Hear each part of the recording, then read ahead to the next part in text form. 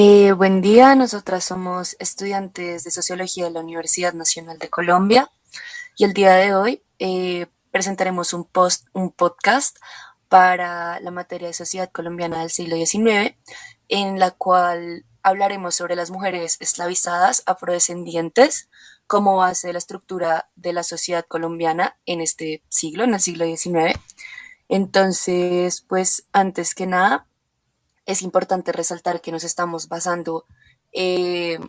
en un estudio realizado por Castriel Hernández en el 2018, que se denomina Aproximaciones al sistema género-sexo en la Nueva Granada en los siglos XVIII y XIX, y pues el cual nos aporta ciertas herramientas y categorías para poder entender pues la importancia de las mujeres racializadas para la consolidación de la estructura social y la reproducción del sistema económico en el actual territorio de Colombia. Entonces, hacemos énfasis como en ciertas categorías, como lo son el capitalismo racial, la colonialidad del género y pues cómo se forma el sistema de sexo género moderno colonial racializado. También hacemos usos como de diferentes testimonios, ejemplos y fuentes para demostrar lo que estamos explicando. Entonces, bueno, para empezar, es importante tener en cuenta el rol de la Iglesia como institución, pues debido a que en esta se basan como todos los valores morales y sociales de la época y bajo los cuales eh, el discurso y la ideología frente a cómo debe ser la sociedad y mantener el orden social pues se da. Entonces, estos discursos pues principalmente son como legitimadores del sexismo y el racismo y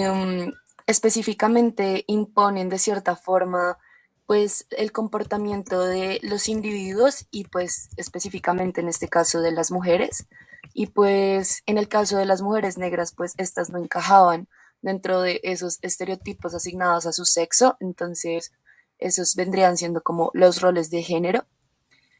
y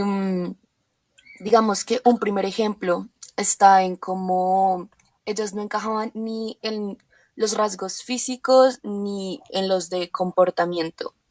Entonces, primeramente voy a leer un anuncio clasificado para la venta de una esclava en el año de 1799, que ejemplifica perfectamente cómo la manera en que eran vistas y la manera en que eran pues cosificadas estas mujeres. Esto es tomado del Archivo General de la Nación y dice así: se vende esta esclava por 200, no tiene de fuero, es muy varonil, solo tiene 30 años, poco más o menos, no se le da licencia para que salga de la ciudad y sí, sí vendrá todas las noches a dormir en casa, el que quiera comprarla, pase donde mí que hablaremos. Salvador Sarracolas. Entonces, aquí es importante resaltar cómo esta persona hace énfasis en su rasgo masculino, entre comillas, eh, lo cual también pues perjudicaba mucho a estas mujeres, porque pues primero ellas tenían unos rasgos fenotípicos que no encajaban y que además podían ser utilizados en su contra, en tanto al lucir varoniles se les asignaban tareas o trabajos del sexo opuesto que podrían ser como cosas de carga, etcétera. Pues digamos como labores asignadas al sexo masculino. Em, por otra parte, eh, los rasgos físicos de estas mujeres y su apariencia, digamos, física podría representar un peligro para el hogar heterosexual fundado bajo el vínculo del matrimonio, por lo cual digamos que socialmente y pues la iglesia también cumplió un rol esencial en eso, en considerar a las mujeres negras y esclavizadas como pecaminosas, como que iban en contra de la moral y que afectaban como el orden social. Entonces se les tildaba como una amenaza que atentaba contra el orden del honor y la reputación, que era como bajo el cual se establecía todo el estatus social y pues el que definía las jerarquías. O sea, lo más importante era mantener como el honor y la reputación y pues cabe aclarar que las personas negras no se encontraban dentro de esos requisitos de honor en la sociedad colonial, o sea, no estaban incluidos dentro de esta jerarquía. Y por esta razón, los escándalos de relaciones e hijos con mujeres negras pues eran totalmente mal vistos. Y aquí entra la importancia de la legitimidad de los hijos, ya que es esencial no solo como para la época colonial, sino también para la república, la época post-independentista, debido a que pues esto demarcaba los límites de quienes hacían parte de la élite y quienes no, quienes tenían los privilegios y quienes pues tendrían el poder económico, político y social. Entonces aquí es muy importante como toda la parte de la casta, de no mezclarse con personas de otras razas, mantenerse como puros de sangre y todas las cuestiones. Eh, ya teniendo en cuenta lo anterior, aquí es importante resaltar cómo el cuerpo de las mujeres empieza a ser un factor determinante para su opresión, como se ejemplifica uno de, pues, la principal razón por la cual las mujeres son oprimidas. Y pues en este caso las personas y las mujeres racializadas, además de ser comercializadas por el trabajo que podían ejercer, también eran esclavizadas por, para cumplir, para ser un objeto de consumo sexual de sus dueños, para cumplir los caprichos sexuales de sus amos. No eran solo vistas como máquinas de trabajo, sino también como máquinas de satisfacción sexual y también de reproducción de más esclavos, de más personas racializadas que pues eran las que mantenían básicamente todo el orden económico y social. Entonces, la autora expone que la fertilidad de las mujeres negras fue utilizada como un arma vital para mantener la rentabilidad económica de la élite blanca. Y pues, en este sentido, la categoría de capitalismo racial es de gran importancia, ya que pues las personas negras y en especial las mujeres eran vistas como una mercancía para generar potencialmente riqueza y pues realmente la riqueza se hacía a partir de la esclavitud de estas mujeres y personas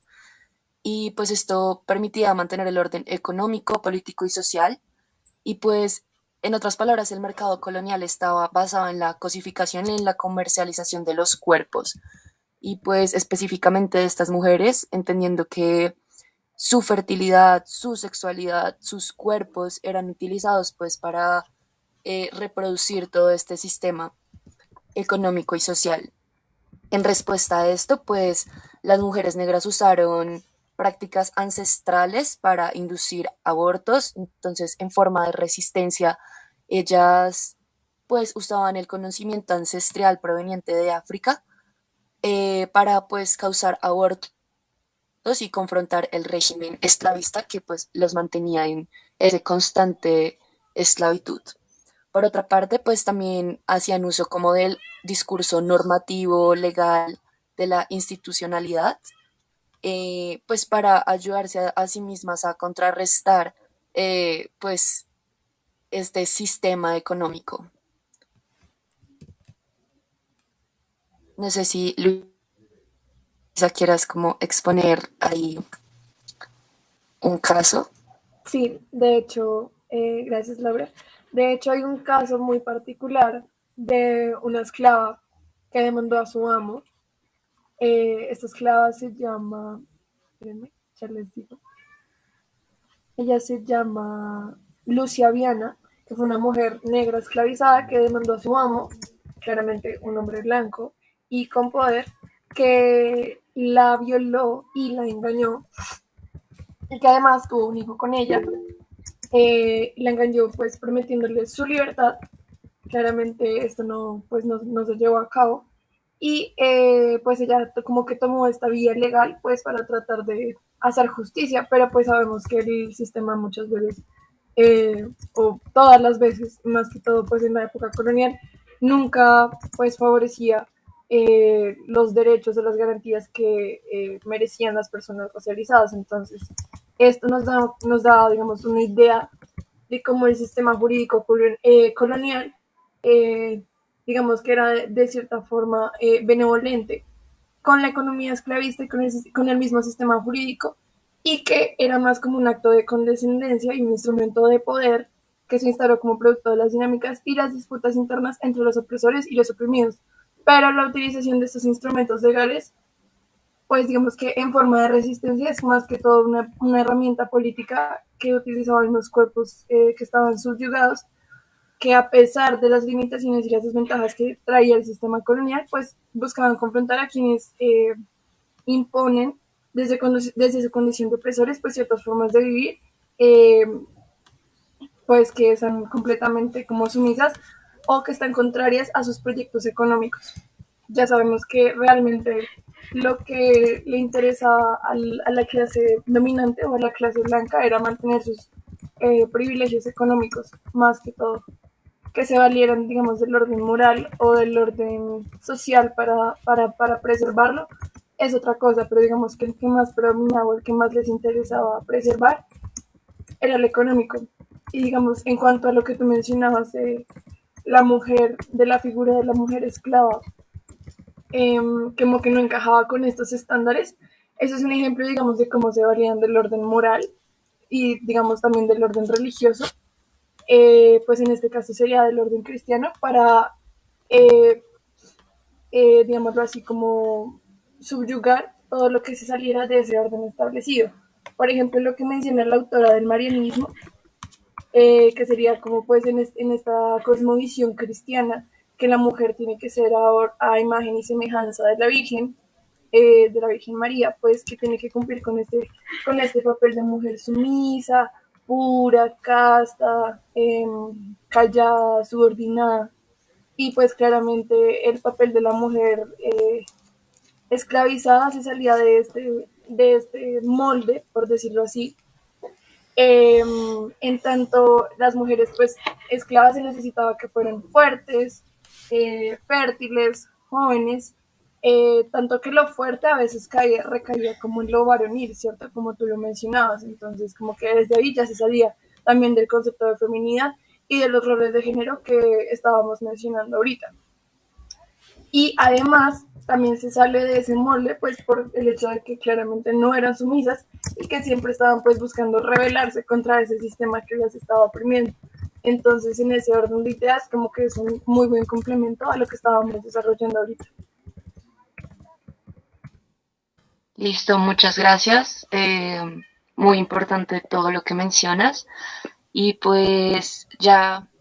en consecuencia, digamos, a las formas de resistencia que estaban teniendo las mujeres negras, las principales, digamos, podría decirse, eh, productoras y las que sostenían básicamente toda la sociedad colonial por la economía, el orden social, político, eh, pues las élites criollas después y pues durante la colonia tampoco se quedaron atrás,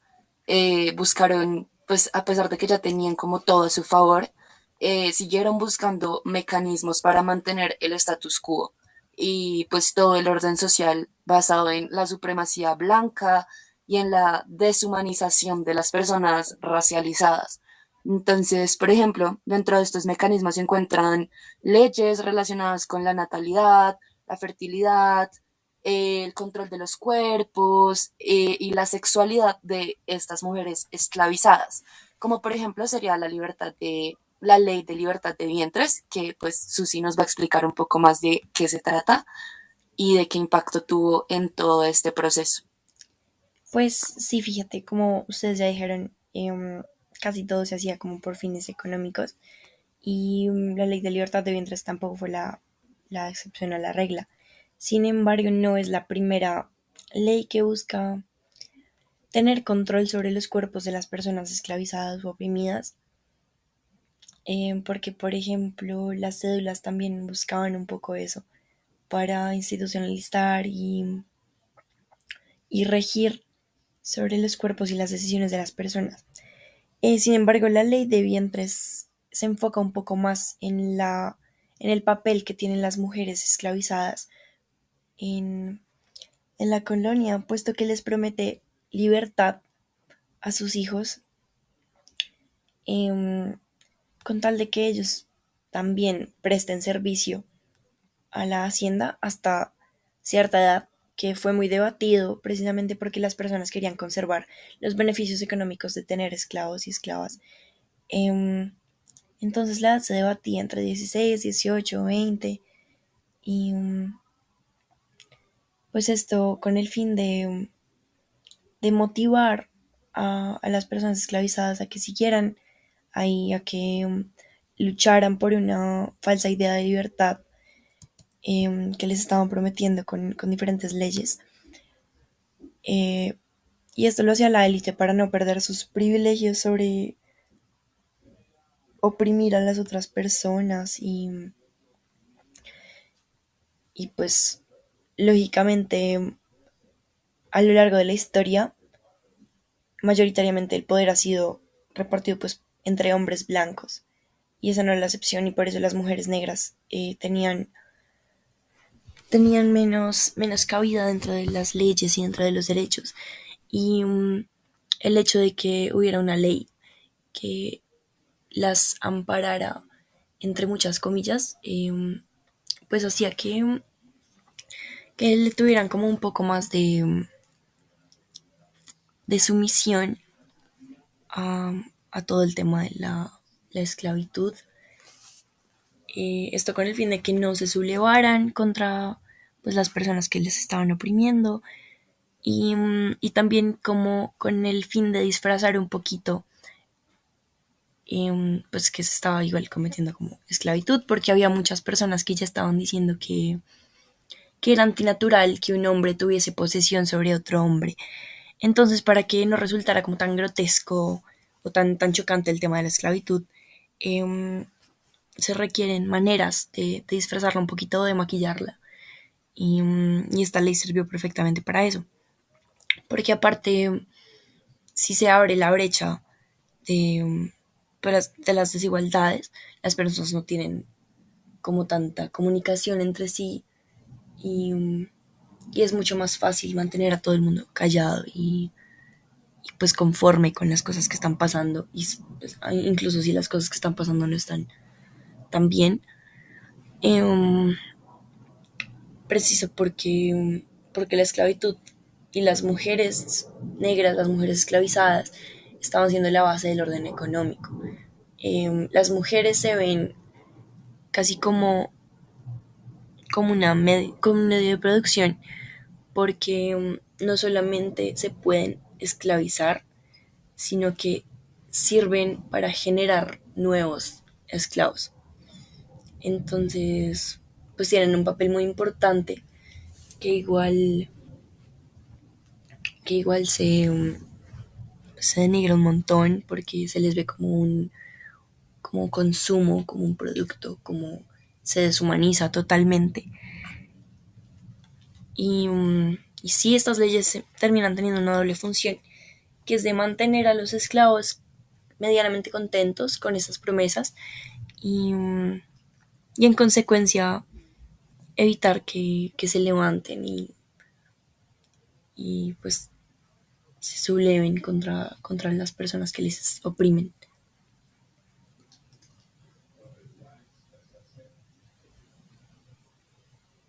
No sé si tengan algo de agregar. Pues sí, entonces básicamente lo que tú nos estás explicando es que con esta ley fue sacada en 1814 y pues fue una estrategia brutal como para seguir manteniendo el orden social, en tanto pues digamos que con toda esta parte de los derechos del hombre y toda esta cuestión eh, que veríamos más adelante, pues estaba cuestionando todo el hecho de que pues las personas fueran esclavizadas y esta fue la oportunidad que ellos aprovecharon, pues primero lo que tú mencionas, como para que las personas que estaban siendo esclavizadas no se rebelaran, pero asimismo para incentivar eh, que las mujeres negras siguieran teniendo hijos, porque como ya mencionamos, una de las mayores estrategias para el régimen, para contrarrestar ese régimen esclavista era que las mujeres negras abortaran. Y esto lo que hacía era como de alguna manera incentivar que estas mujeres siguieran teniendo hijos con esa promesa de que a los 16, 18, 20 años sus hijos iban a ser libres y pues esto solo les garantizaba más a estos esclavistas que pues iban a tener unos 16, 18, 20 años más de personas trabajándoles básicamente gratis. Entonces, sí. Pues igual y es importante resaltar que tampoco era, o sea, se daba la ilusión de que era un trueque, porque entonces los esclavistas les decían a las mujeres negras que sus hijos iban a ser libres después de cierta edad, pero que, o bueno, y que ellos iban a poder darles educación, vivienda, comida, etcétera, pero que entonces la forma de pagar eso era pues esclavizándolos también. Entonces no, no había realmente una libertad hasta cierto punto y, y esto lógicamente les favorecía enormemente a los esclavistas, pues tenían pues, más esclavos por más tiempo y no tenían que preocuparse por mínimo 16 años de quedarse pues, sin servidumbre. Em, y esto también nos pues, se presenta a las familias esclavizadas como que hay dos remedios o pues como que pueden dejar de preocuparse por dos cosas y es primero porque sus hijos van a crecer libres, entonces que los padres van a tener como la oportunidad de ver a sus hijos ser ciudadanos libres y eso pues súper romantizado y, y lo segundo es que los mismos hijos cuando quedan en condición de libertad o de pues, ciudadanía pueden ayudar a sus padres a conseguir esa misma libertad. Entonces es todo como un engaño muy, muy bien hecho para para que las personas en condición de esclavitud y la servidumbre sienta que va a obtener una libertad casi que sin hacer nada, pero en realidad es como una forma de perpetuar un poco más la esclavitud y de favorecer los intereses económicos de las élites, que pues, mayoritariamente son hombres blancos.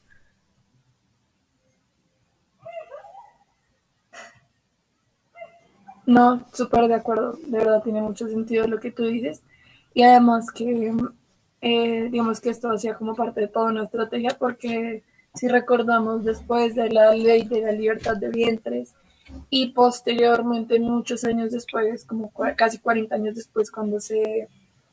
dio la ley de manutención de los esclavos, o sea, cuando se abolió la esclavitud en Colombia en 1852, pues después el gobierno tuvo que pagarle como una retribución, una indemnización a los esclavizadores, o sea, es como todo hace parte del mismo eh, juego económico, por decirlo así, en el que ellos nunca salieron perdiendo eh, y en el que se sigue preservando como ese privilegio que tenían económicamente. Además que puede que los esclavos ya no fueran esclavos como tal, pero seguían siendo prácticamente como si lo fueran, porque siguen siendo como los mismos trabajadores de las mismas haciendas, con las mismas condiciones laborales precarias, y pues las mujeres afrodescendientes seguían inevitablemente como pariendo mano de obra para estos esclavizadores o estos terratenientes blancos que se seguían beneficiando de ese sistema colonial, aunque ya no estuviera como en sí la forma de la esclavitud. Entonces es como para analizar todo lo que hay detrás de esas leyes y de lo que implica una ley o no en el cambio de la realidad. Y pues acá ya entra algo como importante, ya con la independencia y como con la consolidación del Estado, República, Nación, como con esta idea y este discurso de progreso, modernidad, eh, se legitimaba esa supremacía blanca que lo que hacía era pues mantener en el poder a las élites criollas, lo cual pues seguía manteniendo un orden basado en la raza, un orden social que ponía a las personas blancas eh, en la parte de arriba y que las seguía manteniendo con todos los poderes, entonces el poder económico, político, ya que además controlaban el Estado y pues así mismo como tú mencionas, manejaban las leyes para beneficiarse económicamente y pues adicionalmente también por medio de la iglesia y un montón de valores y de ideas,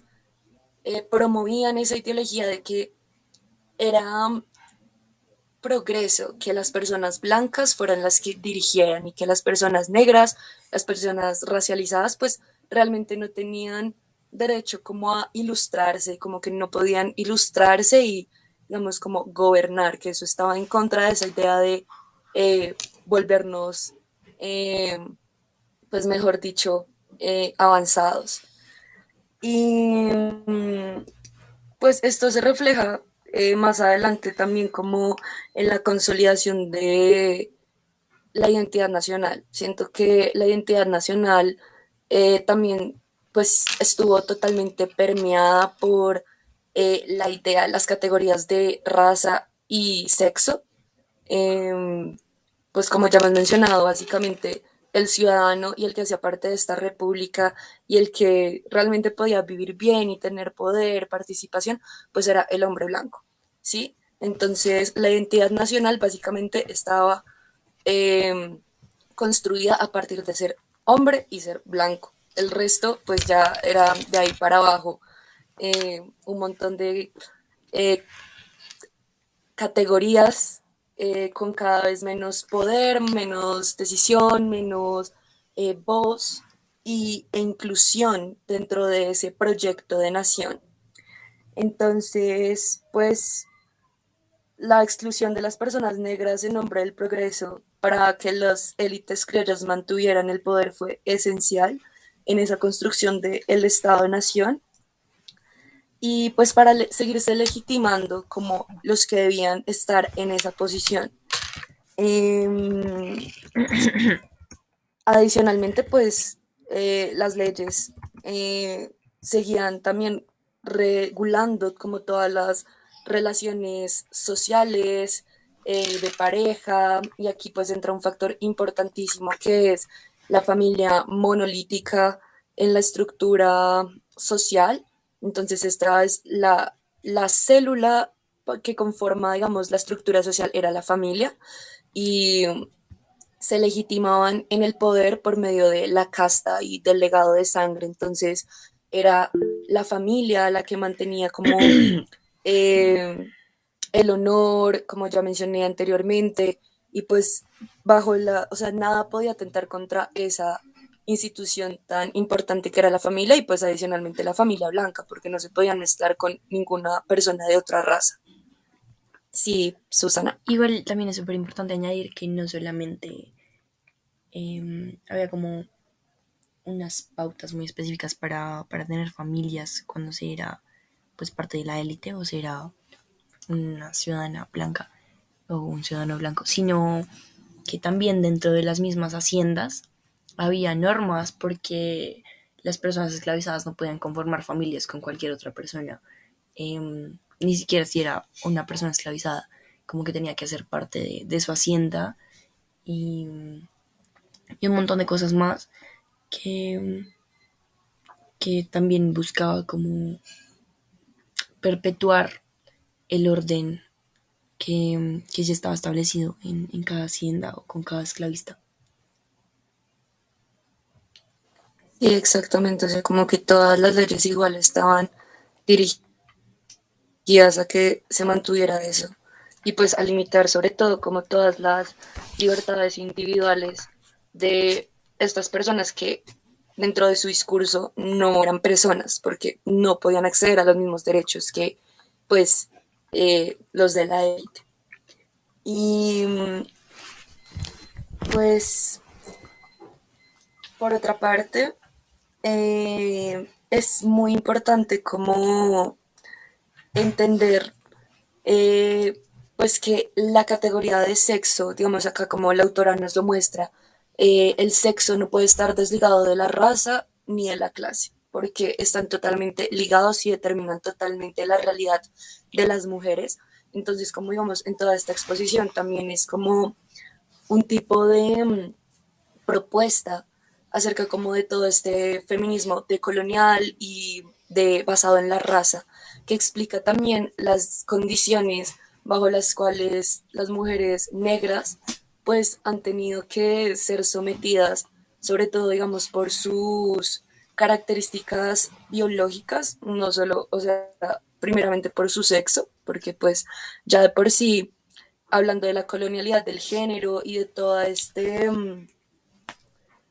de esto que la autora llamó el, el sistema de sexo-género moderno colonial racializado, pues hace cuenta de cómo desde Europa y cómo desde otras partes se traían ya preceptos de, digamos, las relaciones y las características de las mujeres y los hombres, de los sexos y pues todos los roles de género y cómo esto se traía acá. Entonces, y como aparte de que pues ya venía dentro de una estructura pues patriarcal, machista, que pues realmente no consideraba a las mujeres dentro del orden social, sino simplemente como sujetas dentro del hogar y como que al servicio de sus maridos, pues adicionalmente está todo el factor del racismo, donde las personas negras no son personas. Entonces imagínate esos dos juntos, donde no eres persona y adicionalmente eres mujer y tienes capacidad reproductiva y sexual y a partir de tu cuerpo, no solo negro, sino de mujer, eres pues totalmente eh, excluida de cualquier tipo de derechos. Entonces, pues, en conclusión, digamos para esta parte, eh, mm, el género y la raza representados en las mujeres esclavizadas fueron los componentes que permitieron el establecimiento de una ideología que rigió la sociedad del siglo XIX para, pues, digamos, establecer esas jerarquías de clase y explican adicionalmente la dominación de un grupo sobre otro a partir de sus rasgos biológicos, tanto como de su piel, sus cuerpos, como de sus capacidades sexuales y reproductivas. Acá seguimos con Luisa. Vale, gracias. Pues en este orden de ideas, de lo justamente pues con lo que tú estabas comentando, quisiera mencionar como un punto muy central que menciona el autor en este texto, y es que el sistema colonial, pues que ya sabemos que se alimenta, se sostiene, se mantiene como en base a las mujeres racializadas en sus cuerpos como formas de reproducción de vida, reproducción de mano de obra esclava, por el cuidado doméstico, por el trabajo doméstico que realizaban en las casas, en las haciendas, pero pues en base a eso nace el término de colonialidad del género, que se desprende o digamos que viene un poco del término de colonialidad del poder, eh, que básicamente el término de colonialidad de género dice que, de acuerdo con Lugones, que es un autor, dice que se entiende como la forma en la que circula el poder masculino en la sociedad con el propósito de instaurar un sistema patriarcal de género moderno colonial en el cual los otros son subalternizados y sometidos bajo las ideologías y estructuras de poder de la élite blanca mestiza. Entonces es básicamente lo que hemos estado hablando todo este tiempo, en que es cómo se utiliza el poder colonial para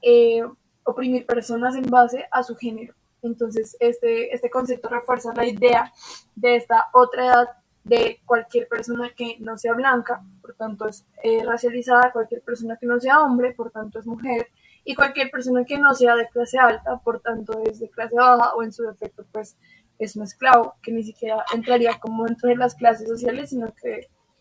como mencionaba Laura, ni siquiera eran considerados personas. Entonces es como la intersección de todas estas otredades, es el producto de lo que sería, de lo que vendría siendo una mujer racializada, esclava en el sistema colonial, que digamos, digámoslo así, sería como la parte más baja de la pirámide social, porque digamos que está como oprimida por todos los lados, por decirlo así. Entonces esto es un poco de lo que nos habla la teoría también de la interseccionalidad, como nombrado ahorita, como esa intersección entre todas las opresiones que dejan a las mujeres racializadas y esclavizadas como en el último lugar de la cadena. Entonces, pues hablando de esto, quisiera mencionar el caso de una mujer del siglo XIX aquí en Colombia que tiene una historia de vida muy particular porque digamos que fue una de las primeras, no la única, pero fue una de las primeras como en desafiar todo este orden colonial que pues constantemente las estaba oprimiendo. Entonces quisiera pues leer su historia de vida como para darnos un ejemplo.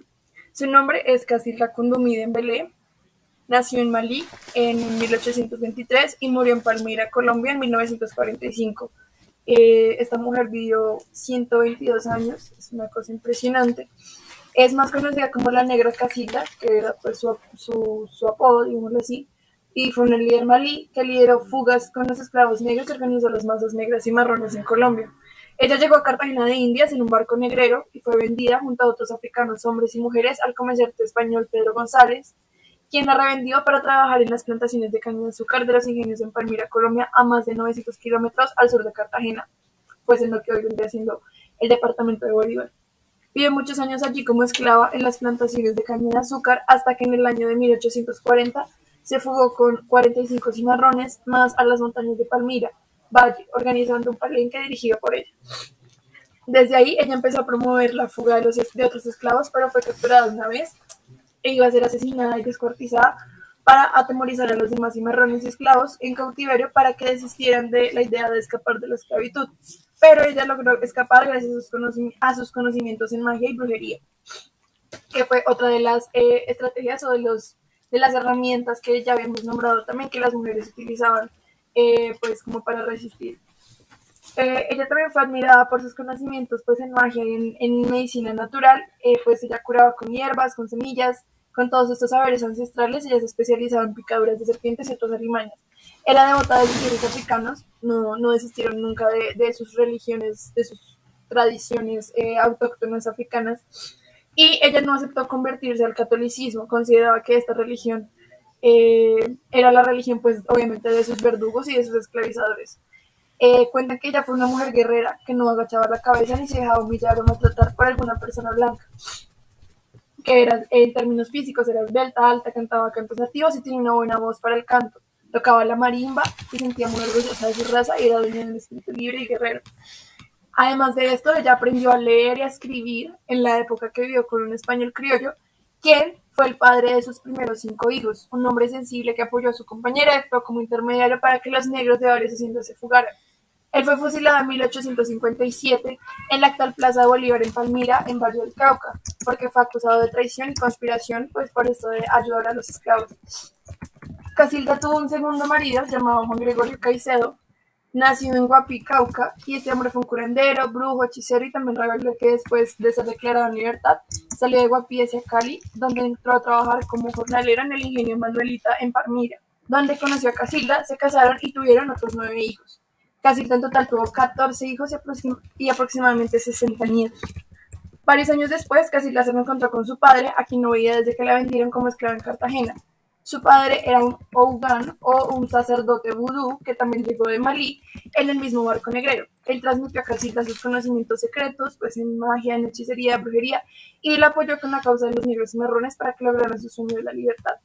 Después del encuentro con su padre, Casilda se infiltra como jornalera en las plantaciones de caña para dar a los esclavos un polvo tóxico y narcótico para cuando terminaran su día de trabajo, se la echaran en la bebida a los blancos y así poder huir y unirse al ejército negro.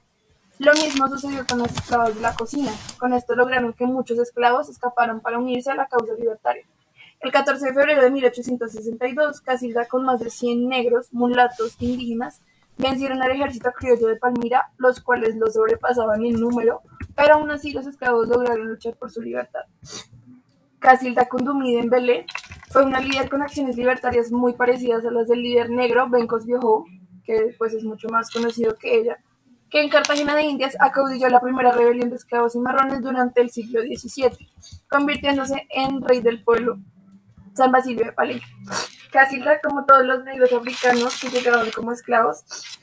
tan pronto desembarcó en Cartagena, se enteró de la historia de este líder, quien fue a partir de este momento su inspiración.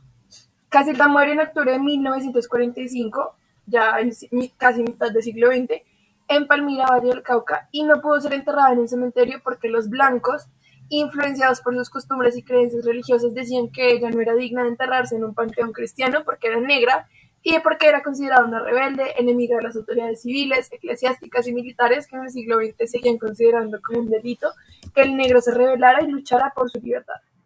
Casilda Cundumí Dembélé fue una libertadora por los mundos del Valle del Cauca, mujer fuerte, valiente y longeva que vivió sus últimos años al cuidado de unas nietas. Y como les comenté, murió a la edad de 122 años. Entonces, esto me parece un ejemplo